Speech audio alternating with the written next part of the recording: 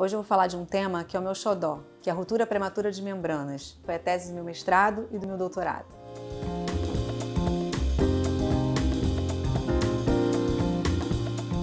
Toda gestante tem a ideia, inclusive os maridos têm essa ideia, de quando a paciente rompe a bolsa antes de entrar em trabalho de parto, é aquela sangria desatada que eu brinco, igual em filme, pega a bolsa, sai correndo, chega todo mundo correndo porque a criança vai nascer.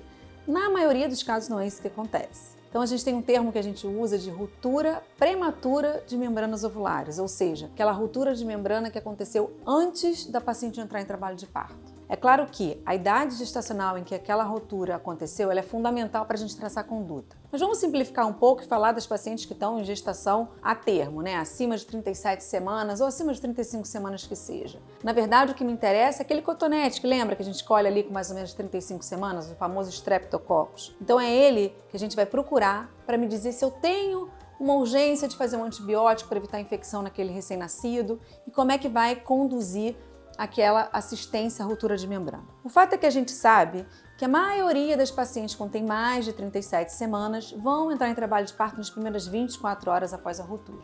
Então, se aquele líquido amniótico está claro, o bebê está mexendo bem, meu swab que eu colhi lá com 35 semanas para Streptococcus, ele é negativo. Então, se eu tenho tudo isso junto, eu sei que é um bebê que eu posso acompanhar e ver se essa paciente vai entrar em trabalho de parto espontâneo, que a gente fala nas próximas 12 a 24 horas. No entanto, se isso não acontecer, eu começo a aumentar o risco de complicações e de infecção e aumento de chance de insucesso desse parto vaginal e aumento das taxas de internação desse recém-nascido por conta de infecção e UTI neonatal. Então, na verdade, são essas primeiras 24 horas que são importantes para a nossa definição da conduta. Mas veja bem, eu não estou dizendo que esse recém-nascido tem que nascer, que esse parto tem que acontecer até 24 horas depois da ruptura. O que eu estou falando é que nessas primeiras 24 horas a gente já tem que estar encaminhada para qual via a gente vai seguir. Seja uma via de não intervenção, porque aquela paciente entrou em trabalho de parto, ou seja, a minha via na tentativa de indução, ou se não for o desejo da paciente induzir um trabalho de parto, que seja